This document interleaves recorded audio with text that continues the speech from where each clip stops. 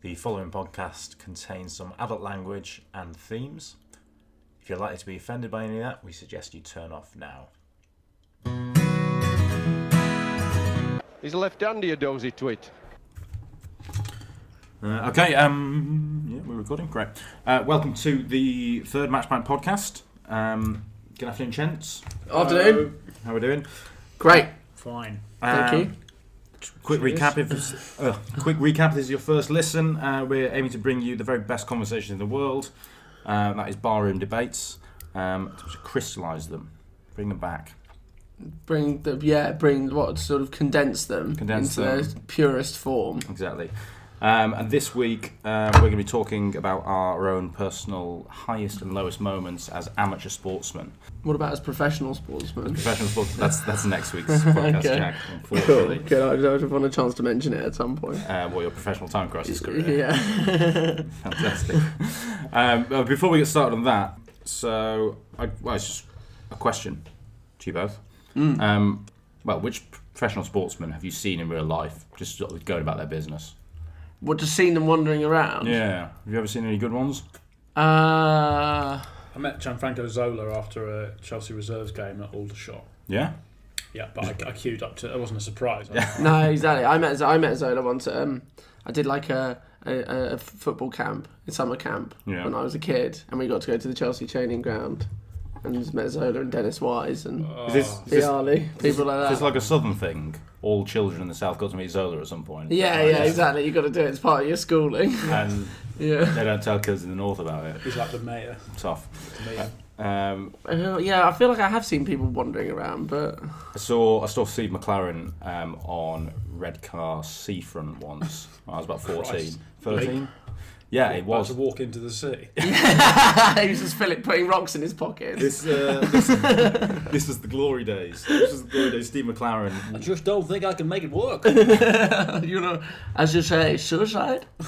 Ironically, he could have gone to Holland and gone to Dignitas. That's Switzerland. Huh? Oh, they have it in Holland though, don't they? I don't know, man. You can It's pretty much just Switzerland. I'm sure you can get euthanized in Holland. I'm sure you can get euthanized anywhere. If you really put your mind to it. There's a big clinic in Switzerland. Oh, okay. Weirdly enough, though, I was about 13, 14. I was a scout at the time, and we were making. For who? Boy Scout. For Sunderland. Just rival. 14-year-old scout. Yeah, and for some reason we were making like wind-powered land boats out of sticks and wheels and stuff. Fart cars. Yeah. Fart cars. All right. Yeah, probably. Yeah. Anyway, Steve was wandering along the seafront with his wife, and I clocked him. I was like, "That's fucking Steve McLaren." What's his missus look like? Not according to Atletico Mints, the fat lass. If anyone's listened to that, they quite interestingly describe her. I can't remember anything about it at all, but I remember that narrowing of the eyes when Steve clocked that I'd clocked him, and I knew who he was. A sort of nod of equals. There was a pleading like, please don't come and talk to me. don't throw mud in my eyes. 03, 04. Yeah, I mean, so was he even? Was it pre-England? Yeah, no, he's still Borough. He's still Borough manager then. Oh, right. I was like, Steve, don't walk around Middlesbrough in public on a Sunday if you don't want to be recognised. But yeah, I saw him. Maybe he was desperate to be recognised, and he was trying to entice you over with his glare. It's a massive Sunday afternoon ego trip. Yeah, exactly. I saw Oxford Circus. I used to work in Great Titchfield Street, just around the corner. I saw on consecutive weeks 2 underwhelming former Chelsea players in the same spot. So one week, crossing the road at Oxford Circus, Steve Sidwell. Pretty big news. Yeah. The baked bean. the midfield baked bean himself. Had the number 4 shirt for a bit. Yeah, big shirt, big responsibility. In between Makelele and Fabregas. Hallowed. So anyway, he was cruising along the street. I was like, that's pretty decent. Well, this is just on Oxford Street. Just on Oxford Street. And then a week later, lo and behold, I'm out to get some lunch. What's that? Paulo Ferreira. Underwhelming. Wash your mouth out. Wash your mouth out. Crossing the exact same stretch. But the best thing was, the traffic lights hadn't stopped, and he was with his wife and 2 kids. And Paulo incredibly haphazardly strolled across open traffic with a child in hand. When he got to the other side, he's attacking fullback, isn't he? Exactly, yeah. He's the ambassador's reception. He likes to get forward. But anyway, his wife, with the other child in tow, was bawling at him from the other side of the pavement, like, what the hell are you doing? So he was not keeping a low profile, not sneaking through. It was just kind of, playing crossing the road like he played football. What's the name of the sort of like, he was great white hope for England's bowling attack maybe 2 months ago in the summer series. The kid who got like he got a 5-4 in his first. This summer, I don't know. Get back to me. It's on cricket. So as a very excited child, I went to a test match at Headingley and I met Dermot Reeve. And I'd never met anyone off the TV, so he used to be one of the pundits on Channel 4. Nice. And I was so excited. I'd never met anyone off the TV. And I ran up to him and I said, can I have your autograph, kind of thing? And he was like, yeah, sure. And he had a pen with him because he was a pro. He's not his first rodeo. He was again just strolling around the concourse with his pen out. Ready. Desperate for someone to ask. Oh God, I just fell into all their traps, didn't I? I saw Toby Rowland Jones going into the Aberdeen Angus Steakhouse. Lovely. Circus. After he just got his big. Really? Is that how he celebrated? He really got really giddy. That one right by the tube. Yeah. Jesus, what's wrong with him? Yeah, better places to go, mate. Very big guy. He always. All that steak. That steak. All them steaks he's putting away, apparently. Dermot Reeve. I was so excited, and I was like, "Can I have your autograph?" And he was like, "Yeah. What have you got to sign?" And I didn't have anything to sign.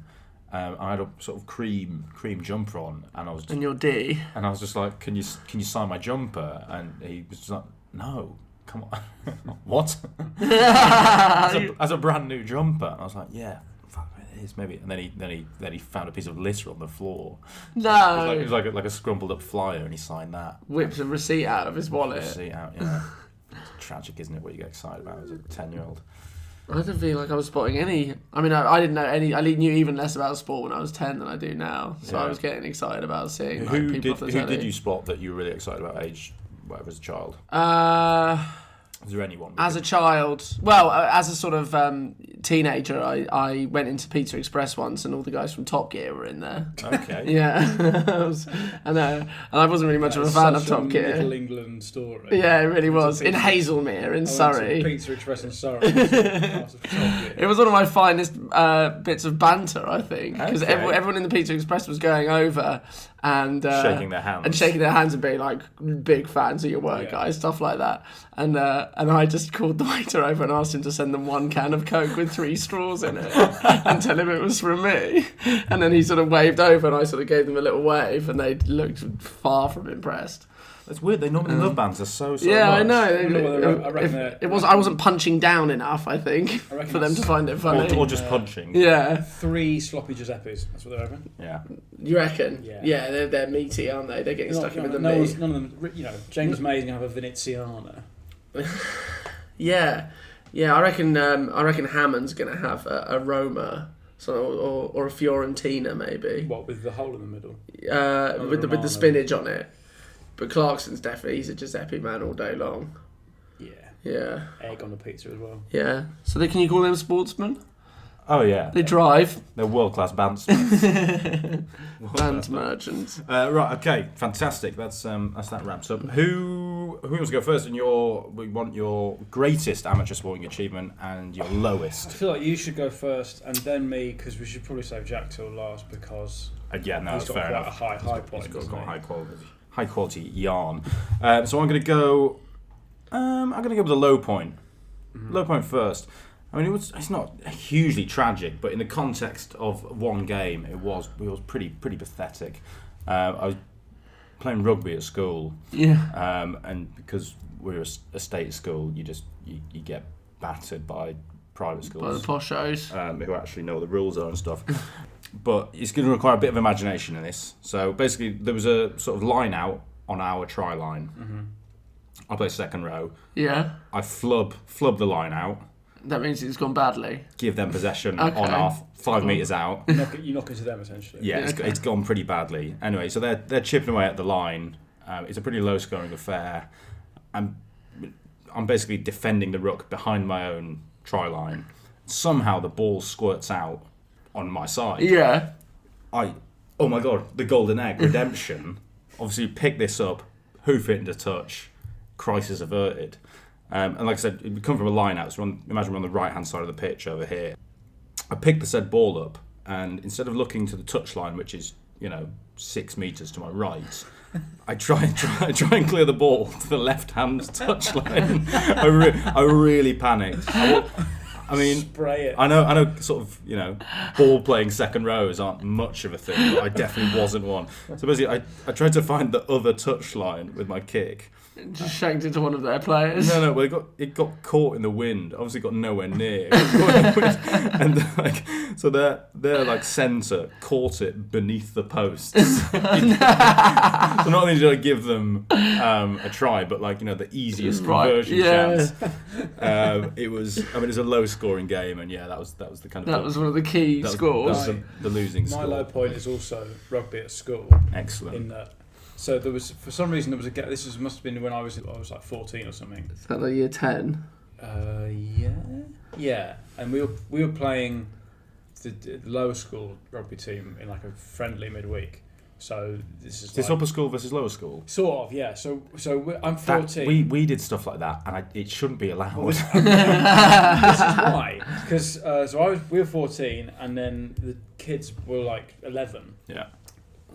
For guys, it's quite a big deal of growing. They go, exactly. It's a big spurt happening in between. The big old puberty handbrake gets pulled. Anyway, so I hated rugby, and I was always made to play. We were made to play because it was a private school. We were made to play. I wanted to play football, but you couldn't play football until the sixth form. Yeah, tough. We'd officially given up on. All. And even then, they called it recreational sport rather than football. Wouldn't give it wouldn't give it football. They said its proletariat name, as opposed to competitive rugby, which is what we were forced to play. Jesus. Anyway. So we were playing on this really shocking pitch where the try line, what the try zone, what's it called? The touch zone, the end zone, as it were. The end zone. That try basically line. was on like a slant. Yeah. So you'd walk down this hill to start the pitch proper, and we were defending our try line. And I for some reason was at the top of the hill because I just got bored, so walked off. And then my coach was like, "Come on," and I was like, "Oh!" So there's a big rolling ruck or a rolling mall, and I, you're not allowed to enter from the side. Yeah. Well, I took a run up down a hill, plowed into a group of about 8 11-year-olds, concussed one of them. Oh, never. Just run, fuck this, press nuclear. Got sent off, got detention. Ooh. Got a real talking to, because I was also very fat. You threw that weight around. I just basically just body slammed a group of. Got rolling down like the boulder in Indiana Jones. Yeah, just I down the hill. Picked up some gas and just steamrolled some little munchkins. Tough. It's weird. It's really tough. Kids just, you just get shit kicked out of them at school quite generally, didn't they? Like rugby's just an excuse to do it. Yeah, it's like organised violence. Yeah. But bizarrely, our teachers at our school sanctioned, this is sixth form, sanctioned a game between the rugby team and the football team, one of each on consecutive days. Oh. I don't know why the football team agreed to it. It was a crap gig for them. Yeah. They got kicked to shit. And then because all the kids play football, we were competent enough of football to not lose 12-0, and then paraded around sixth form for about a month. Absolute legends. But I don't know why a teacher's sanctioning that shit. It's bizarre, isn't it? No wonder kids are getting concussed. What happened to these kids that you concussed then? Were they ever the same again? Oh, he was fine. He was fine. It was only one that got a concussion. Yeah, one got concussion. I squashed a few. I think it was the shot. I think I winded a few. It was the shot because I'd come from off the field as well. Getting winded is such a thing that happens to you when you're a kid. Obviously, when you're in a ruck, you can't see outside the ruck. You're all looking inward. Yeah, you don't know what's hit you. From behind, steamrolled. Just suddenly I think blazed in. I think the kid hit someone's knee. Ooh. And that's what concussed him. And then the guy's knee was sore as well. It gets worse and worse. It was a real fucking wrecking ball moment. There's nothing more emasculating than getting winded as an adult. It is. I can't remember the last time I got winded, but I remember just as you were a kid, you were like, "This is it. I'm dying. I'm going to die." And then just 20 seconds later, you're like, just falling off a rope swing when I was a kid, just landing fully on your back, and you're just like, getting winded playing football, and they're like, "Get up," and you're like, I can't. No, I'm dying. You don't understand. I'm dying. Take me off. I know. Just when it happened to your mates, and like, I just like thinking that they were gonna die, and then they're like, "Oh no, it's a winding. Thank God, it's a winding. it's okay, just a guys. winding. Oh wait, they're crying now. Okay, Send the ambulances back." Yeah. I think it's like genuinely the most painful moment playing sport. Again, I was playing rugby, but charging down a kick, and I received what, into the face? No, the gullet. Oh, I got a ball flush in the front of the neck. Oh, like a throat punch. And yeah, it was just like I don't know what's going on here because this is a pain I've never ever experienced. Yeah, before. and you just don't. Yeah, 2 seconds ago I was running, and now I'm dying. I actually have. I mean, that was my lowest moment in terms of like conduct. Yeah, but in terms of. I was a prep school, so I was like, I think I was 11 or 12. Mm-hmm. I was walking across the playground, and there was always a football game that went on, like across the playground, and they'd always play with a size 5. Yeah. So they were small, crotch. Yeah. And I was just sort of strutting across the field horizontally, and then sort of someone said my name. And as someone just twatted it, just in the centre of the field, just fully caught in the crotch. I'm sort of walking to lessons and just straight down, and then like seeing pink and yellow spots, and then no, I'm fine. Then like went to science, and then had to like check out of science and go have a drink of water, and sit outside. Were you still feeling sick all through science? That probably opened you up for your problem with your spin class. Maybe that was the initial blow. That might have been it. But I also have had testicular torsion. My mate punched me in the balls when I was. Who punched you in the balls? My mate Luke. He's not my friend anymore, but because of that, and he moved to Canada because of what I did to him. No, he had to be extradited after a savage attack on the balls. It was unprovoked. My lowest sporting moment is similar to that. It was like when I was at primary school in year 6, and it was the same thing. Like we were playing with like a little football, and we had like the jumpers for goal posts. And there was one kid in my class who was like the slow kid in my class, and yeah, I guess we bullied him.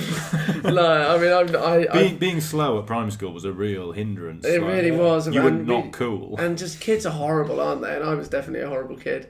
And I just remember like we had to move the goalpost because I think more people joined the game, so we were moving the goalpost back, and he bent down to pick up the jumper, and his arse was just so perfectly presented to me that I just couldn't resist, and I ran and just gave him it was like a perfect kick like onto his anus. It was like the sweet spot, like my toes entered him, and he like let out this like animal yell and turned around and just punched me square in the face. Like gave me a massive black eye.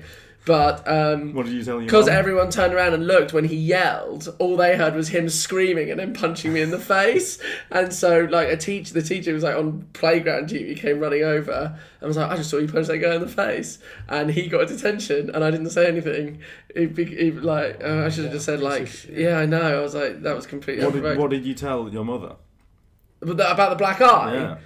I think I can't remember actually. Fell on the stairs. Yeah, like a domestic abuse, domestic violence victim. I can't remember what I told my mum. I think I probably told her that I got punched in the face, and I just could maintain the lie. But genuinely, years later, I felt so guilty about it that I was like, I tried to find him on Facebook so I could apologise to be an arsehole to him. But his name was Bradley Cooper. And so if you Google Bradley Cooper, it's impossible to find because there's a much more famous Bradley Cooper. There was one game when I was, I'm not proud of this, but you're a kid, aren't you? I was like 10 and I was playing prop. I was really fat, and the guy opposite me for a scrum down, he put his hand on my shoulder and he had like a really deformed hand. He had like one big finger and one little finger. Like in Scary Movie 2. And I was literally like, ah! And like ran away from the scrum. They're like, what are you doing? I was like, this the fuck's the opposite number? This was on the other team? Yeah, I mean, obviously, poor guy. yeah, he's got to live with it. I was going to say no one had warned me, not that they should have. But, yeah, it just caught you by surprise. Yeah, and just ran away. So when I was about 18, I started playing like for very briefly for the thirds, and it wasn't great standard. Do you know how I knew this? Our hooker only had one arm. This was men's rugby. A line out is exactly. It was. Yeah. How did he pass? With not very well. Round the back. It's just like sandwiched it between his head and his hand. Fairly limited player. I mean, I had like a really embarrassing. I mean, this is just going to be embarrassing because of the story and the situation, but also it was embarrassing at the time. When I was a teenager, I did white crane kung fu. It was my extracurricular sport. Because I went to a state school that didn't really have any sport in when we were 17, and so and my mate was quite into kung fu, so we started doing kung fu, and I got quite serious at the kung fu, and they had nationwide competitions, sparring competitions, and I went to one of these competitions, and the first competition was a normal. White crane kung fu competition. Yeah. No, it was a normal. Martial arts competition. It was you fight people the same sex as you and the same weight as you, so I was a middleweight male, and I got a bronze medal in that. But then for some reason at this competition they had an open competition where it could be anyone, you just fight anyone. Mm-hmm. And so in the first round I had to fight a 17-year-old girl who was half my size, and it was just the most. Did you thrash her? Yeah, but it was just really embarrassing. Were you pretty ungracious about the whole victory?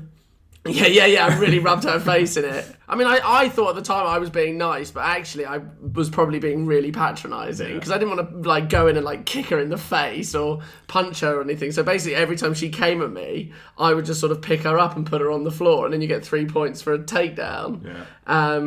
Which was I thought that was the nicest way to go about the thing, but actually it was probably quite humiliating because it was literally I just pick her up, and then in the next round I fought this guy who was 7 feet tall and massive, and he absolutely wiped the floor with me. She was on the other foot. So, should note. Jack's got a history of quite interesting extracurriculars. When I met Jack at university, his go-to activities back then were sort of capoeira and American football. Yeah. I only went to capoeira a couple of times, but yeah, capoeira was quite good fun because it's obviously half martial arts, half dancing, and then also quite a big part of going to the capoeira group was playing in the band. So it'd be whenever you were doing sparring, there'd be 2 people sparring and everyone else was just jamming around the outside. And so it'd be and they couldn't even call it sparring, they'd call it playing. Yeah. And they'd be okay, you want to have a play now? This sort of weird Brazilian instructor, you can play. And then we'd sort of play in the middle, and then you'd just sort of be jamming with a little sort of tambourine on the outside, and that was a big part of the capoeira. Decent. Yeah, and then I did American football for a term, but I left that because it was too lame. Back to capoeira, sweet. But yeah, back to capoeira. Capoeira's pretty chill. Well, I went back to boxing after that. That was when I went to China and I boxed. But yeah, American football, I remember the moment when I decided to give it up was because it was so testosterone fueled, and it was also at university you have to do all those stupid club initiations, and we everyone went out on a drinking night, and one of the seniors got threw up all over the pub floor, and then 2 of the rookies had to do press ups in his vomit on the pub floor, and I was absolutely fuck this. And then a couple of days after that we were at training, and we on a Sunday we used to train on a field next to where the ultimate frisbee team played. Yeah. And I love ultimate frisbee. I used to play it in Oxford because everyone's a hippie, and that's where I grew up. And I just remember one of the team, the ultimate frisbee team had girls and boys. Right. And I remember one of the guys on the American football team being ugh, look at the ultimate frisbee team, what a bunch of gays. Yeah. And I was like, well, but there's girls over there. Like, we're gays, surely. Like, if anyone's... Not that it's a problem to be gay at all, but if you're going to be homophobic...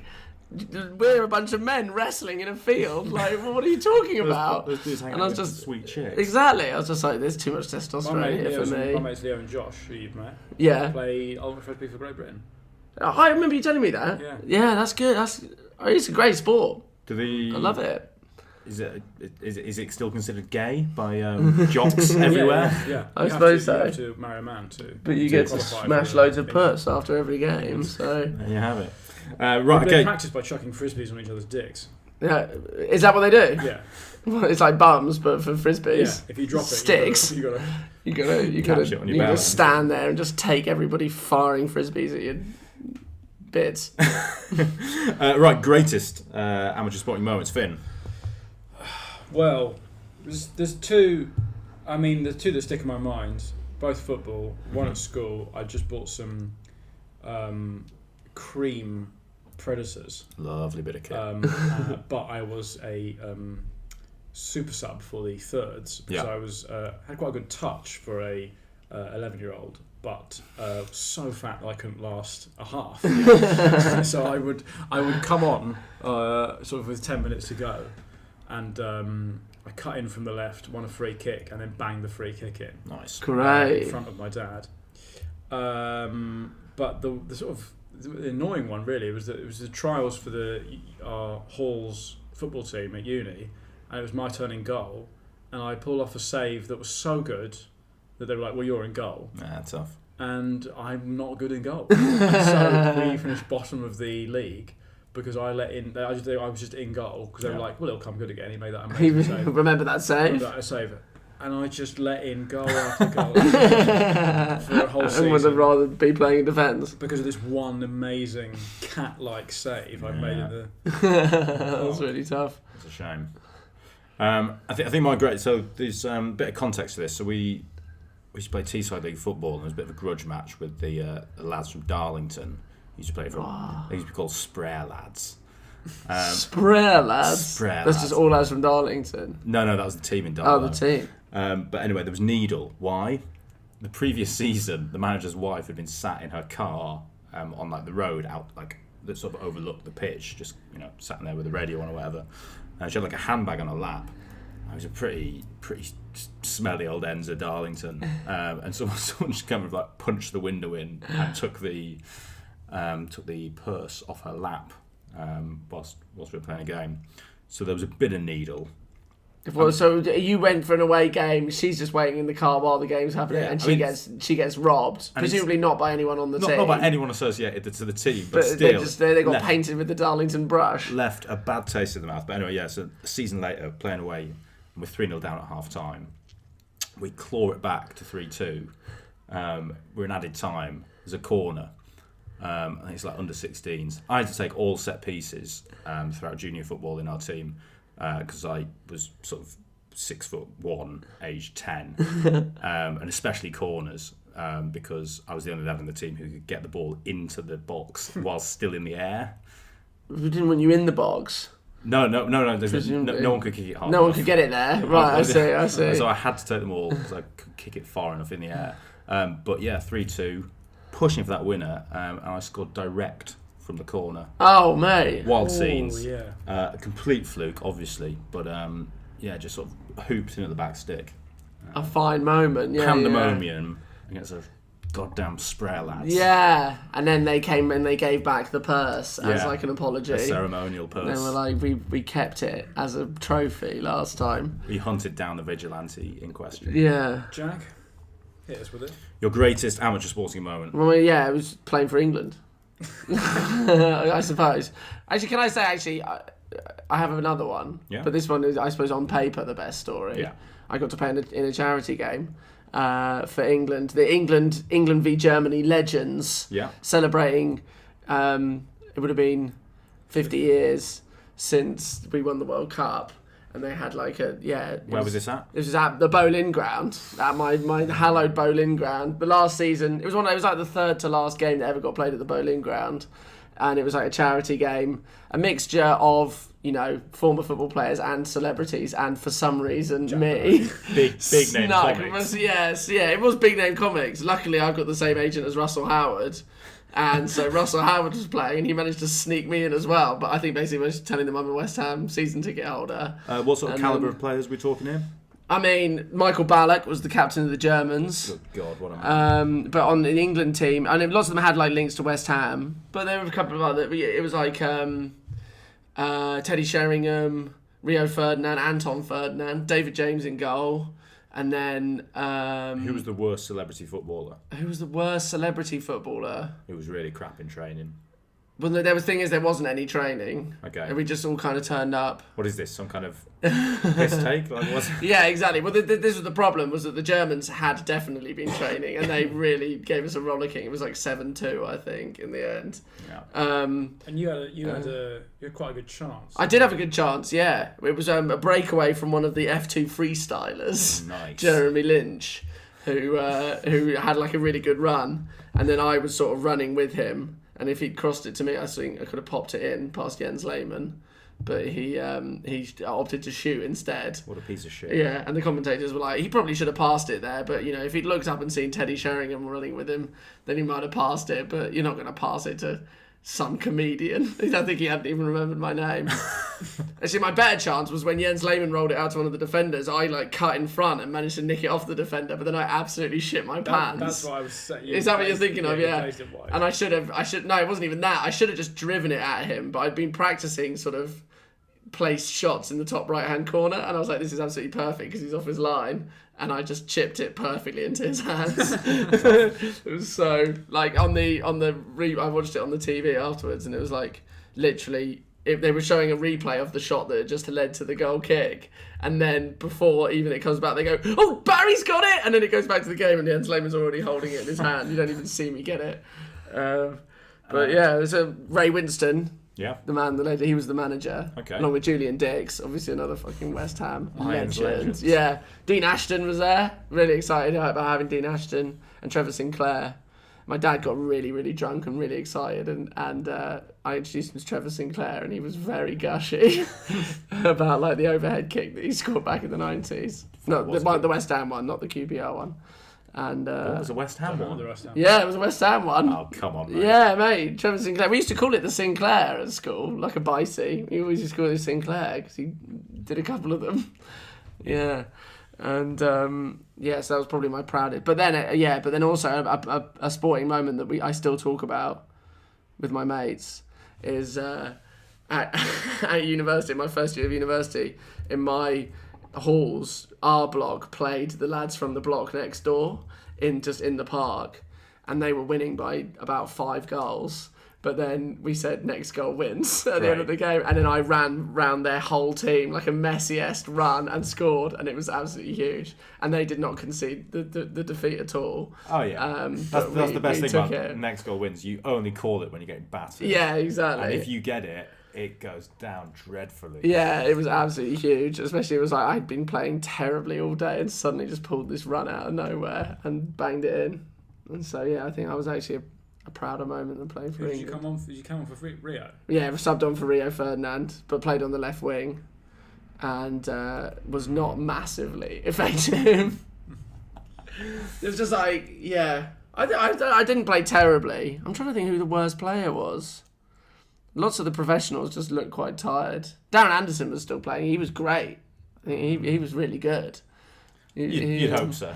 Yeah, but he still had it. Bierhoff playing? Was Bierhoff playing? Like Carsten Janker or something like that? I can't even remember who all the... Abgonahor. No, what's his name? Agbonlahor. Not David Adonkor. Adonkor, he was really good. The speed demon from 06. Yeah, he was quality. He scored a quite hat-trick. young, right? Yeah, I think he literally only just retired. Yeah. He was really good. And there are a few sort of Hollywood actors. Damian Lewis was quite good. Yeah? Yeah, he was. He just played with that Eton confidence. Just swimming in it. Yeah. Right. Well, I mean, it's just sort of anecdotes this episode, isn't it? Anecdotes. Yeah, but there's no one can top the playing at your beloved Berlin ground with Michael Ballack. Yeah, exactly. Seemed a lot smaller. on the pitch than it always did when I was sitting in, What the, about in the lowest stands. moments? Lowest moments. Lowest So we got the knocking out some children. Yeah. We've got I can't remember what mine was. kicking your yeah. ball up the arse. And beating up a girl. And trying to find kicking it to a touchline about 60 metres away. Yours is sort of actually a sort of sporting howler, whereas ours are just sort of violence. I think mine would make a jovial Christmas DVD. Yeah, ours would make Vinnie Jones's red cards and but yours would make like Austin Healy's football doctor. What was it? Austin Healy's Rugby Nightmares. Yeah. Jack, congratulations. Well done. You've won. Thanks, guys. Crikey, my mum plays more shots than that on the offside. Right, just before I sign off, this week's mega games. It's actually pretty good this week. So we got Chelsea v Barca on Tuesday, the 20th of February. Ooh. Very exciting. Followed by United Sevilla the day after. It's a absolutely shameless flog. If you go to a MatchPint pub, check in. We got 2 for 1 in Heineken in hundreds of pubs, England and Wales. Love Heineken.